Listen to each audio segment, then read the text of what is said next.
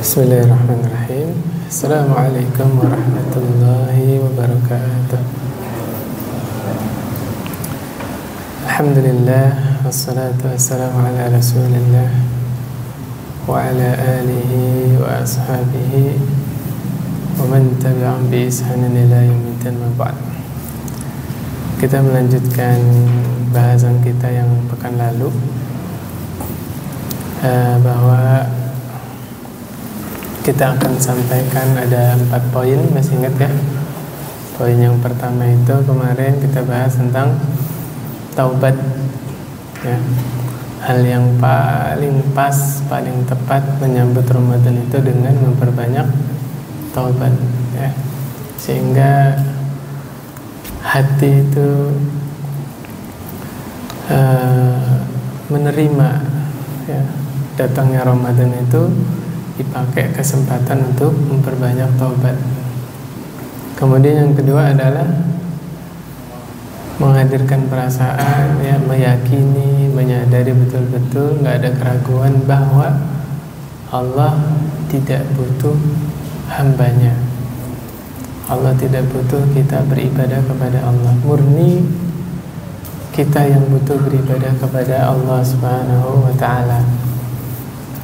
Kemudian yang ketiga yaitu hadirkan perasaan boleh jadi Ramadan tahun ini adalah Ramadan yang terakhir.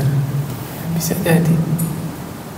Nah, itu juga anggapan bahwa Ramadan ini adalah Ramadan terakhir itu juga sudah kejauhan. Kenapa? Bisa jadi umur kita nggak nyampe Ramadan, ya kan? Ala kulli hal, nanti kita bahas ya bagaimana manfaat mengingat kematian. Nah, di sini yang terakhir, yang keempat ya, insya Allah saya sampaikan dari poin 4 dulu. Apapun ibadahnya, kalau kita ingin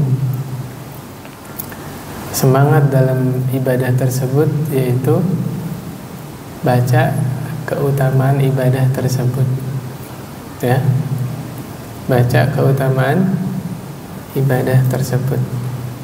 Contohnya Ramadan, buka buku tentang Ramadan, kemudian kita baca tentang keutamaan Ramadan ya.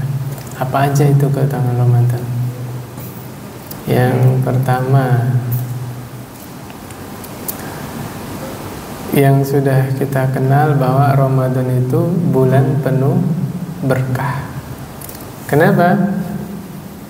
Karena Al-Quran pertama kali diturunkan di bulan Ramadan. Kata Allah Subhanahu wa ta'ala, "Syahrul Ramadan alladzi unzila fihi al-Quran hudan lin-nasi wa bayyinatin minal huda wal furqan." Nanti bisa dibaca ya terjemahannya. Yang ingin saya sampaikan ya, mudah-mudahan tertanam di dalam hati kita ya.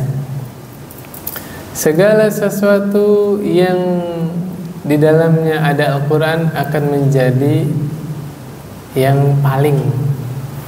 Contoh, yang menyampaikan Al-Quran siapa? Menyampaikan wahyu, malaikat Jibril. Jadilah malaikat itu Sayyidul Malaikah, pemimpin para malaikat. Iya enggak? Al-Quran diturunkan kepada siapa?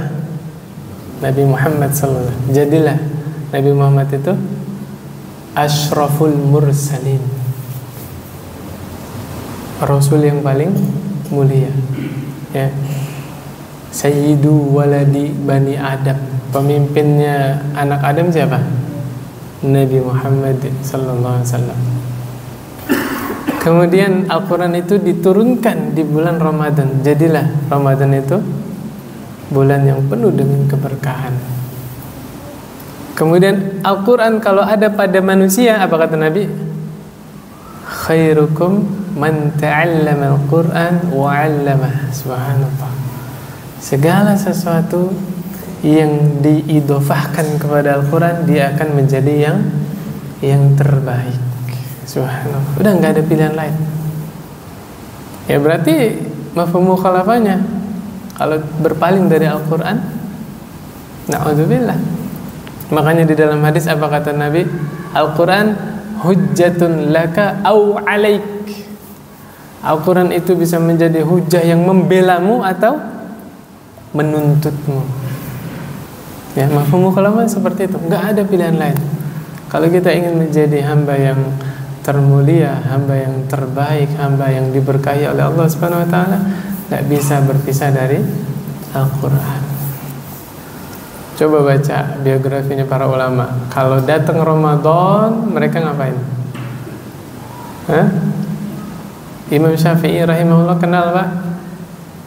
Rahimahullah. Saya memang masih hidup. Kalau datang Ramadan berapa kali khatam Quran?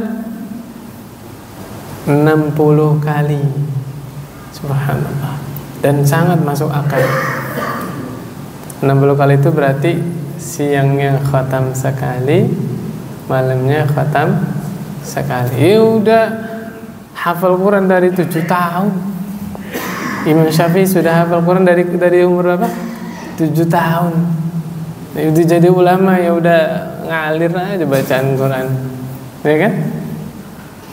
Ditambah lagi ketika Allah memberkahi usia seseorang, gak ada yang mustahil. Ya, para ulama itu Pak, semisal Ibnu Hajar Al-Asqalani, ya, Ibnu Jarir At-Tabari, Ibnu Taimiyah, ya, Syekhul Islam Ibnu Taimiyah, itu dibuktikan karya-karya beliau yang berpuluh-puluh jilid tidak masuk akal kalau dihitung umur mereka tinggal di dunia. Kenapa? Karena zaman dulu belum ada mesin percetakan. Mereka bikin karya ilmiah, bikin kitab itu, nulis Pak, nulis. Lihat berpuluh-puluh jilid. Musnad Imam Ahmad ada berapa ribu hadis? 20.000 hadis Pak. Para ulama itu kalau dihitung-hitung apa akal-akalan matematika inilah, usia sama karya mereka itu nggak masuk akal. Tapi ada karyanya. Nah, itulah yang dijelaskan bahwa keberkahan pada umur para ulama. Allah kalau memberkahi usia seseorang demikian. Ingat kisahnya Imam Syafi'i rahimahullah yang bertamu ke rumahnya Imam Ahmad. Makanya banyak Pak. Jadi sebelum Imam Syafi'i datang ke Imam Ahmad itu punya anak namanya Abdullah Pak. Imam Ahmad kalau di rumah itu selalu menyanjung-nyanjung Imam Syafi'i. Bagaimana? Oh pokoknya Imam Syafi'i itu begini, Imam Syafi'i disanjung terus. Pas Imam Syafi'i rahimahullah bertamu ke rumah Imam Ahmad, nginep di situ, kaget Abdullah.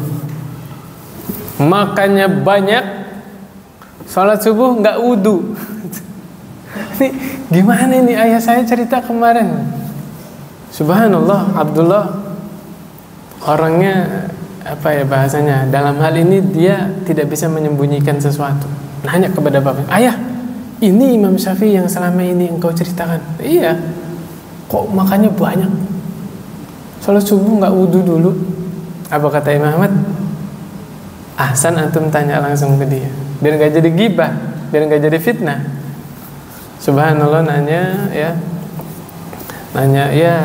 dengan santun, dengan adab gitu ya. Dijelaskan kata Imam Syafi'i rahimahullah. Apa kata Imam Syafi'i rahimahullah? Jarang-jarang saya diundang orang soleh seperti Imam Ahmad. Karena Imam Ahmad saya yakin betul yang dihidangkan untuk saya itu murni, halal, nggak ada syubhat, nggak ada keraguan apa-apa.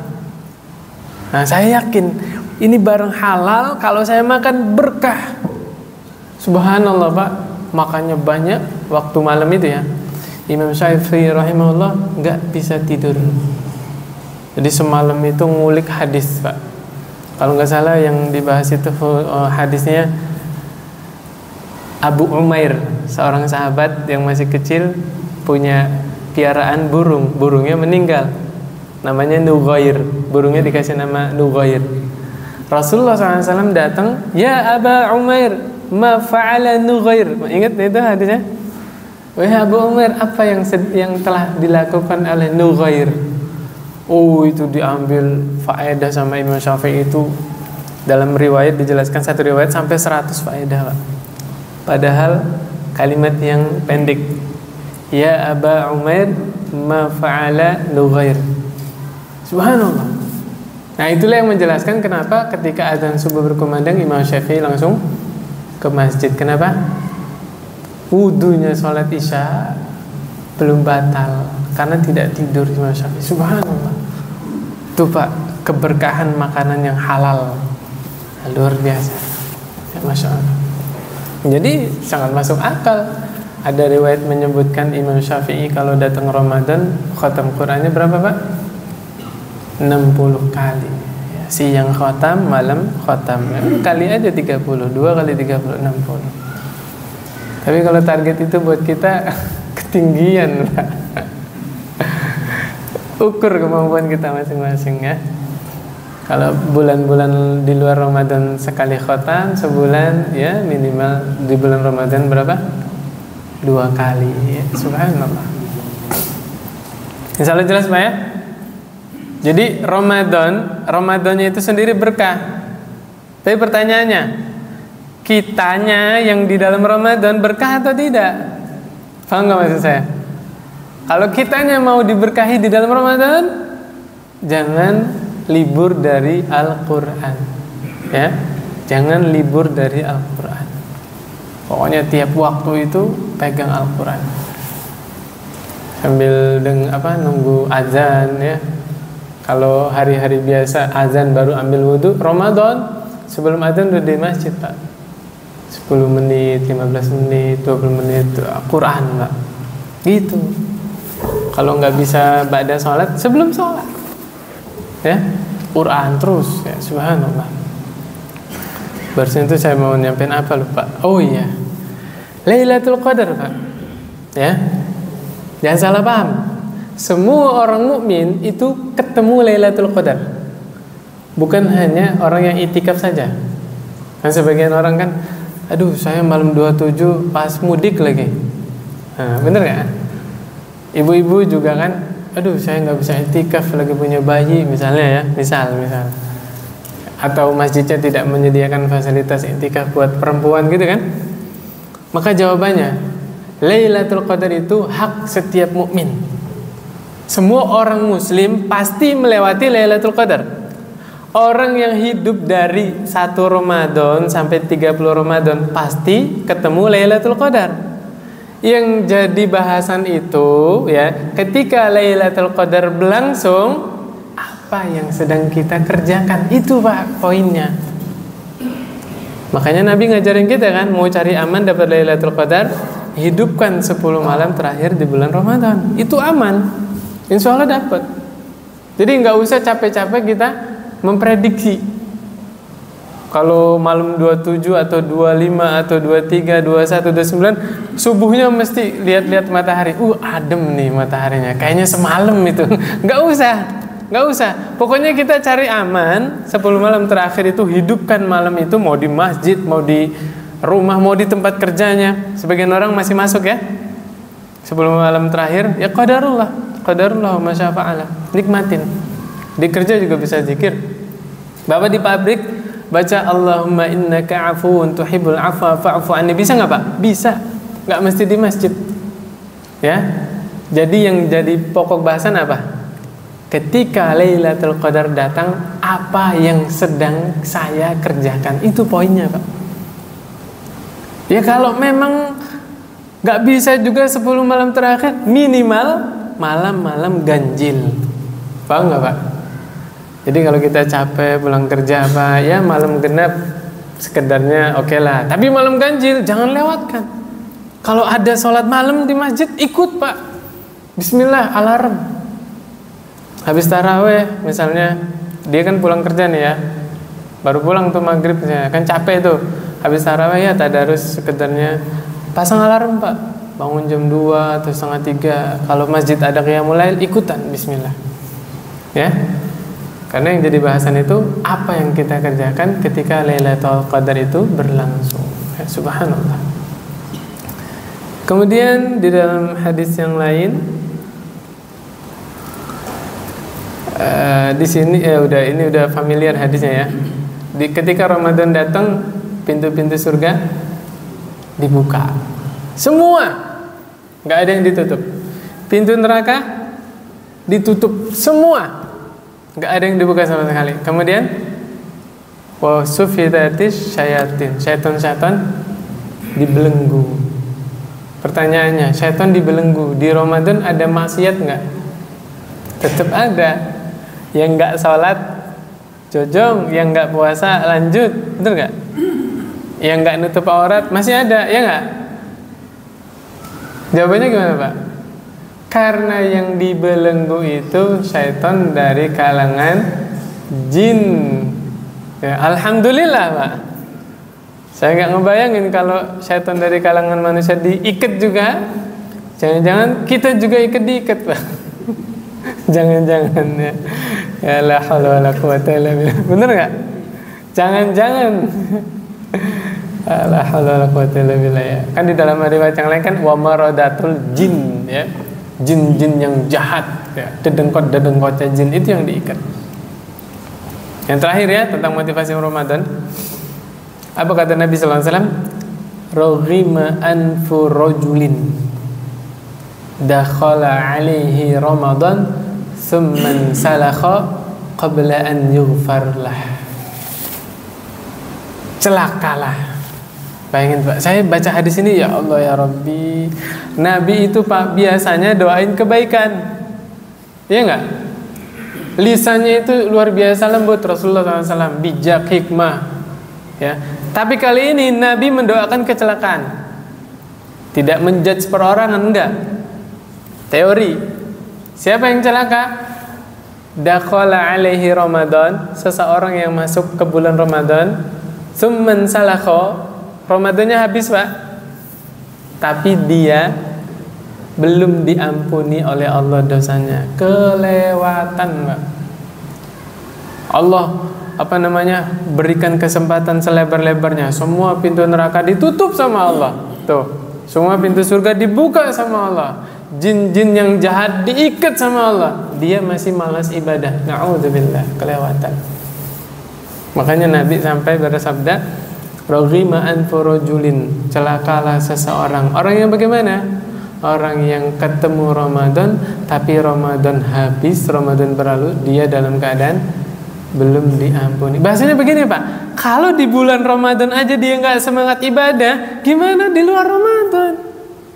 Kalau di bulan Ramadan aja dia nggak mau tadarus, bagaimana di luar Ramadan? Kan bahasanya begitu kan? Nggak bisa dipungkiri. Ini realita yang mutlak, bahwa ketika Ramadan datang itu ibadah kaum muslimin itu meningkat di mana-mana, iya nggak? Subhanallah, Allah setting manusia itu bahasanya karakternya, dia mudah terbawa suasana. Betul nggak Pak?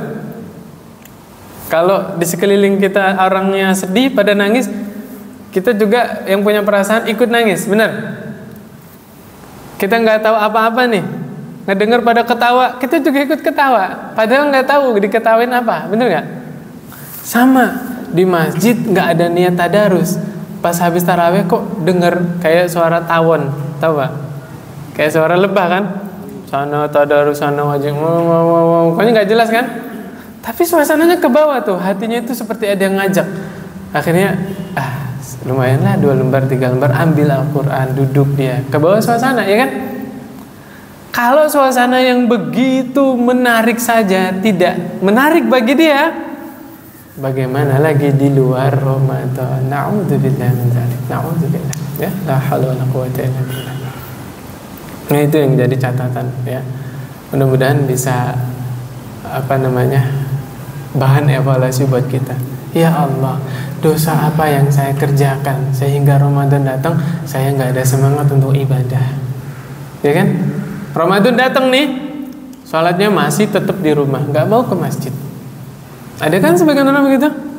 Ramadan datang, sahurnya lewat, subuh kesiangan. Nggak apa-apa lah, nggak sahur, saya nggak kuat. Saya kuat, nggak usah sahur juga. Akhirnya sholat subuhnya jam 7, jam 8. La haula wala quwwata illa billah. Pertanyaannya, kemarin udah kita bahas ya. yang rekan-rekannya Abdullah ibnu Mas'ud nanya, mana stati'u qiyamal lail, wahai Abdullah, kok kita nggak bisa ya bangun malam, salat malam? Apa kata Abdullah ibnu Mas'ud? Aqadatkum zunubukum, dosa-dosa kalianlah yang menghalangi kalian dari ibadah kepada Allah Subhanahu wa taala. Nggak bisa dipungkiri, Pak. Coba definisi iman apa? Ini pelajaran dasar ini. Qaulun bil lisan wa amalun bil arkan wa i'tiqadun bil janan, ya. Kemudian yazidu bit ta'ah wa yanqusu bil ma'siyah. Iman itu diucapkan dengan lisan, diamalkan dengan anggota badan, diyakini dalam hati, bertambah dengan ketaatan, berkurang dengan kemaksiatan. Nah ini nih yang bikin malas ibadah nih. Kapan waktu kita maksiat, imannya berkurang. Imannya berkurang, motivasi ibadahnya pun akan melemah. Ya, la haula wala quwwata illa billah. Ya, itu definisi orang-orang yang kalah melawan hawa nafsunya sendiri. Agama mengajak sholat fardu, sholat 5 waktu. Hawa nafsunya bilang apa? Mendingan rebahan aja daripada ke masjid. Ngapain? Ini IG belum dibuka, TikTok belum dibuka, Facebook belum dibuka. Udah nanti aja, sholat mah gampang. Tuh, ya gak? Bergejolak tuh di dalam dirinya antara hawa nafsu atau mentaati Allah Subhanahu wa taala.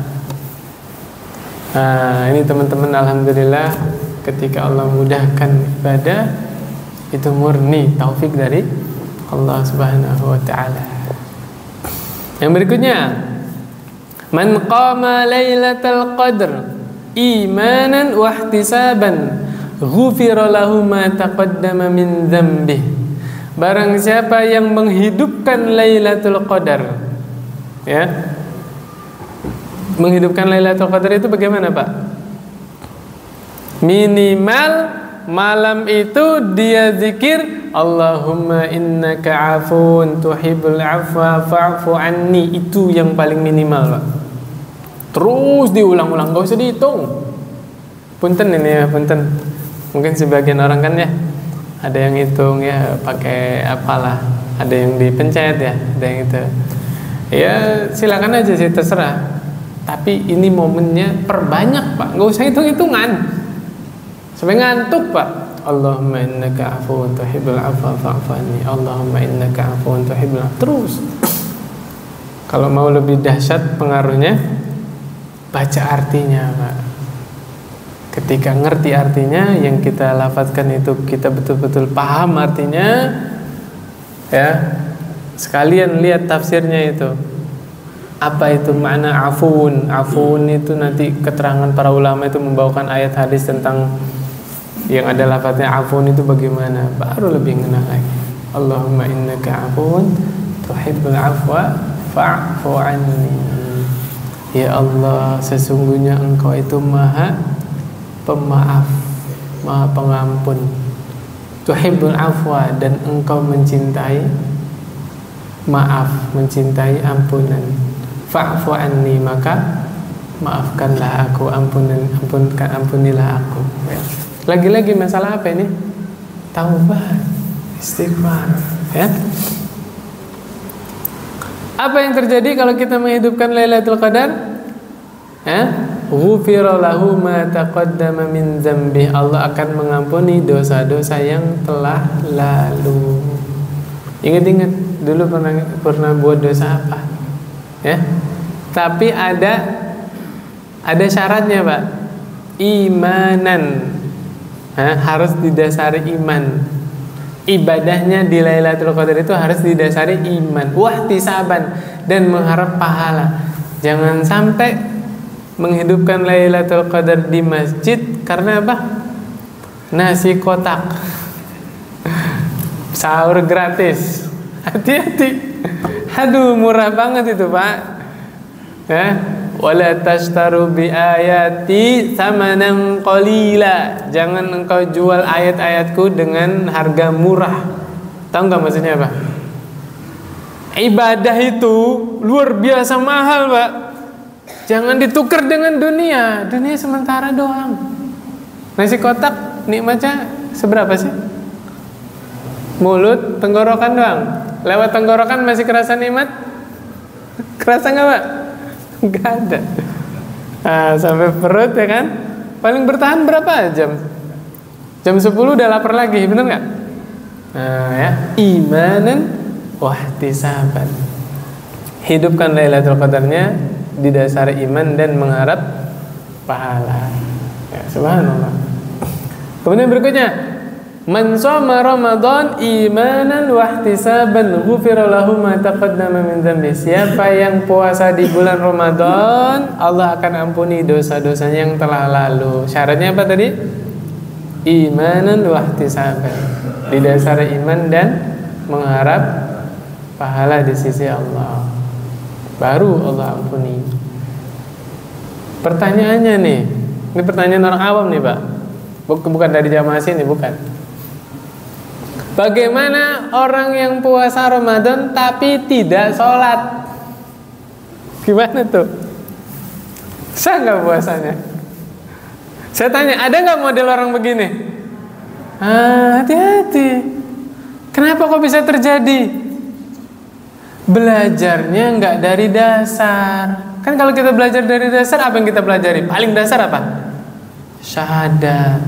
Syahadat itu dikupas Pak. Syahadat tauhid, syahadat rasul. Syahadat tauhid nanti dikupas lagi.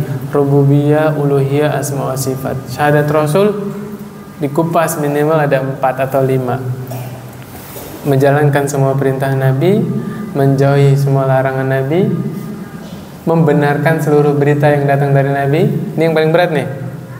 Tidak beribadah kepada Allah kecuali dengan syariat Nabi. Ya. Jangan semaunya sendiri. Ibadah itu bukan nyari nyamannya Pak. Paham ya Pak ya? Ibadah itu yang dicari bukan saya nyaman dengan ibadah ini, bukan. Tapi sesuai tuntunan Rasul.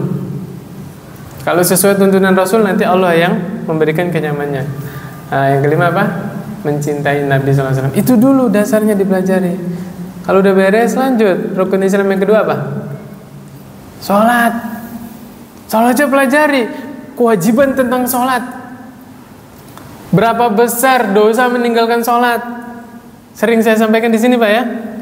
Orang yang meninggalkan sholat dosanya lebih besar daripada mencuri. Kalau orang mencuri mencapai nisab, apa hukumannya Pak? Dipotong tangannya. Itu mencuri. Sholat dosanya lebih besar daripada mencuri. Ya, meninggalkan sholat dosanya lebih besar daripada mencuri. Meninggalkan sholat dosanya lebih besar daripada zina Pak. Zina hukumannya apa? Kalau belum menikah dicambuk 100 kali. Kalau sudah pernah menikah berzina dirajam, dilempari batu sampai mati. Dosa meninggalkan sholat lebih besar daripada dosa zina. Coba. La haula wala quwwata illa billah.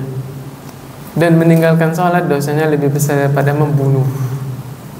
Waktu yang lalu, di pertemuan yang lalu saya sudah sebutkan. Kenapa kok bisa begitu? Karena mencuri, berzina, membunuh yang dia langgar hak manusia, hak makhluk. Tapi meninggalkan sholat yang dia langgar hak Allah. Ya la haula wala quwwata illa billah. Nah itu pelajari dulu kewajiban sholat itu. Nah itu yang apa bahasanya? Yang teratur itu seperti itu, belajar dari dasar, step by step. Barulah nanti kalau belajarnya rutin, datang penjelasan tentang puasa, sholat itu udah bukan masalah lagi, ya. Percuma nggak Pak? Percuma orang yang puasa tapi nggak sholat. Percuma. Mana dalilnya? Apa kata Nabi? Laisa siyamu minal ju' wal 'atas, innama siyamu minal lagwi war rafas. Bukanlah yang dimaksud puasa itu sekedar menahan dari lapar dan haus. Tapi yang dimaksud puasa itu juga menahan dari perbuatan sia-sia dan perbuatan keji. Tuh. Itu baru disebut puasa. Kan saya sudah menerangkan. Gini Pak. Makan, minum, hubungan suami istri halal? Halal. Ketika dia sedang ibadah puasa, yang halal ini sama Allah dilarang sementara dari subuh sampai maghrib, oke? Maksudnya apa itu pelajarannya? Pelajarannya begini Pak, seorang hamba mukmin ketika puasa dia betul-betul memasrahkan, saya milik Allah. Sesuatu yang halal kalau Allah bilang jangan, saya siap ninggalin. Yang halal saja Allah larang, dia siap ninggalin, apalagi yang haram. Enggak ya Pak ya? Itu maksudnya ibadah puasa itu Pak. Maka sangat tidak masuk akal orang yang puasa yang halal ditinggalin tapi dia melakukan yang haram. Na'udzubillah. Mendengarkan yang haram, melihat yang haram, mengucapkan hal-hal yang haram, melakukan yang haram. Terus puasanya bagaimana?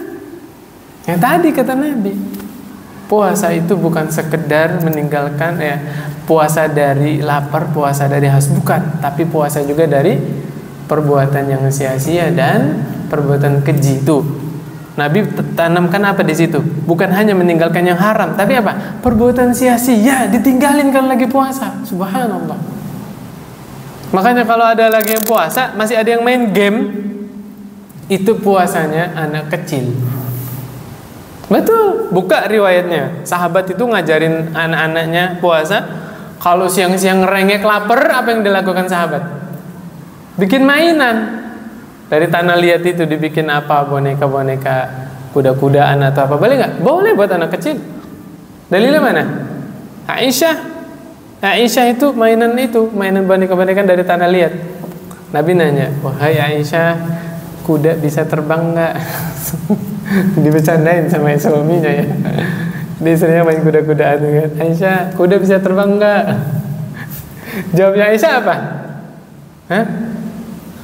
Jawabnya Aisyah apa?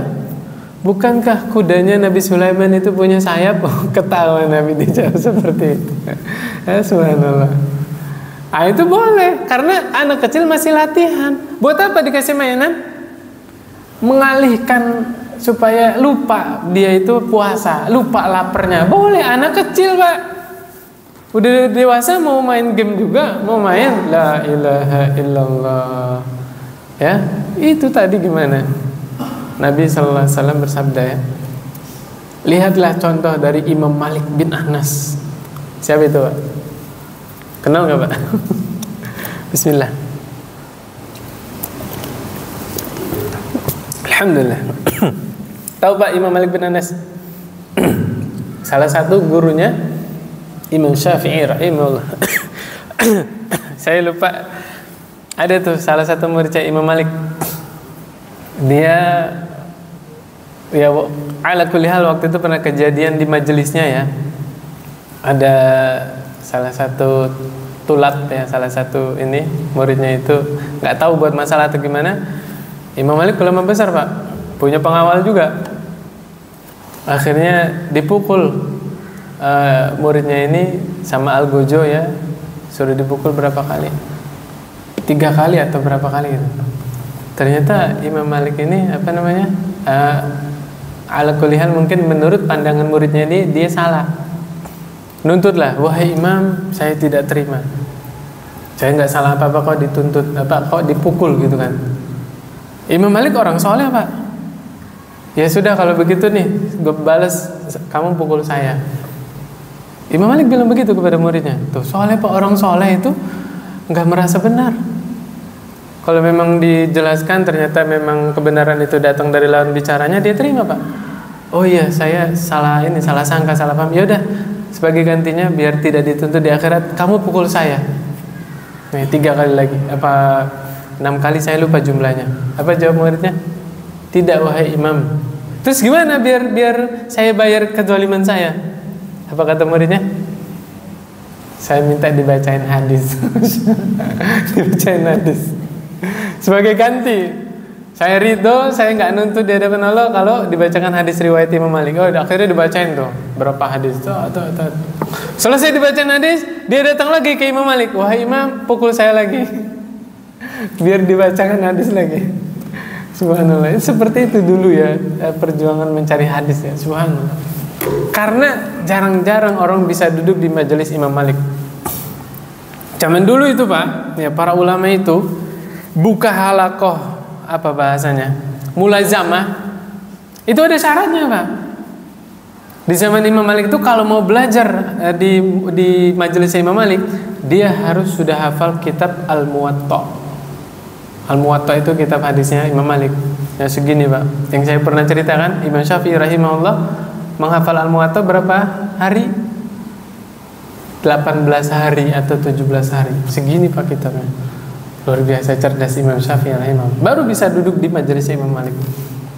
Sama Ustaz Yazid bin Abdul Qadir Jawaz ya, rahimahullah. Beliau itu ana pernah dengar berita mulazamah di majelisnya Syekh Muhammad bin Shalih Al-Utsaimin. Tahu nggak Pak syaratnya apa? Harus hafal Bulughul Maram. Bulughul Maram tahu Pak? Segitu kan. Syekh apa namanya? Ustaz Yazid bin Abdul Qadir Jawaz itu mulazamahnya sama Syekh Muhammad bin Shalih Al-Utsaimin. Syaratnya itu bisa duduk di situ kalau dia menguasai atau hafal kitab Bulughul Maram. Subhanallah ya. Rahimahullah ya. Subhanallah. Ala kulli hal, itulah kebiasaan orang-orang mukmin terdahulu. Jadi jawabannya gimana Pak? Orang yang puasa tapi enggak sholat sia-sia. Jangankan enggak sholat, dia melakukan yang keji, dia melakukan hal yang sia-sia saja, terancam pahala puasanya sia-sia. Ya, na'udzubillah min dzalik. Apalagi tadi saya mau nyampaikan apa? Saya lupa deh. Lanjut ya, saya bacain aja hadisnya nih. Itu jamnya mati. Masih jam 7 di situ. Benar itu masih jam 7 kurang. Oke, pindah bahasan aja. Kita pindah bahasan. Yang ketiga, hal yang paling bisa memotivasi kita ibadah adalah jadikan kematian itu ada di depan mata kita. Itu hal yang paling bisa memotivasi kita beribadah kepada Allah Subhanahu wa ta'ala. Mana dalilnya? Ya. Yang kemarin saya sudah sampaikan tentang apa Pak? Sholli salatal muwaddi'. Salatlah sebagaimana ya seakan-akan salat itu salat yang terakhir. Buat biar apa itu? Biar salatnya itu maksimal, khusyuknya maksimal. Maka kita juga insya Allah bisa memaksimalkan ibadah kita kepada Allah nanti di bulan Ramadan kalau betul-betul yakin bahwa Ramadan itu adalah Ramadan yang terakhir. Pasti itu yang terbaik dilakukan Pak. Seandainya Ramadan besok kita maksimal ibadahnya Pak, setelah Ramadan meninggal, mudah-mudahan kita bukan orang-orang yang menyesal karena sudah berusaha. Tapi jangan lupa Pak, kita gak akan bisa memaksimalkan ibadah kecuali ditolong sama Allah. Makanya jangan lupa minta tolong. Gimana hadisnya Pak? Nah, ihris ala ma yanfa'u wasta'in billah wala ta'jaz. Apa artinya Pak? Semangatlah terhadap apa-apa yang bermanfaat untukmu. Apa aja Pak? Manfaat dunianya, manfaat akhiratnya Pak. Olahraga manfaat nggak Pak? Manfaat, semangat Pak. Ya Bapak pegel-pegel asam urat, lari Pak, sepedahan, lari 30 menit, insya Allah mendingan itu. Cobain Pak, cobain.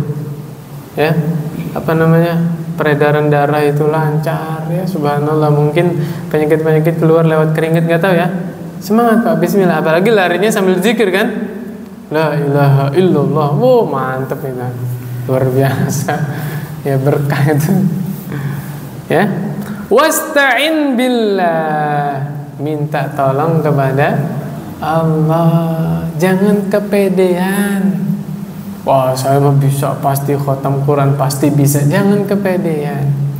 Minta tolong kepada Allah. Terakhir saya mau bilang bahwa semua amal soleh yang kita abaikan saat ini adalah hal yang paling didambakan oleh mayat yang ada di kuburan. Semua sholat yang kita abaikan, tadarus yang kita abaikan, semua itu adalah hal yang paling diimpikan, didambakan oleh siapa? Jenazah yang di alam barzakh. Mereka pengen dihidupkan kembali di dunia supaya bisa beramal saleh. Subhanakallahumma wa bihamdika asyhadu an la ilaha illa anta astaghfiruka wa atubu ilaik. Assalamualaikum warahmatullahi wabarakatuh.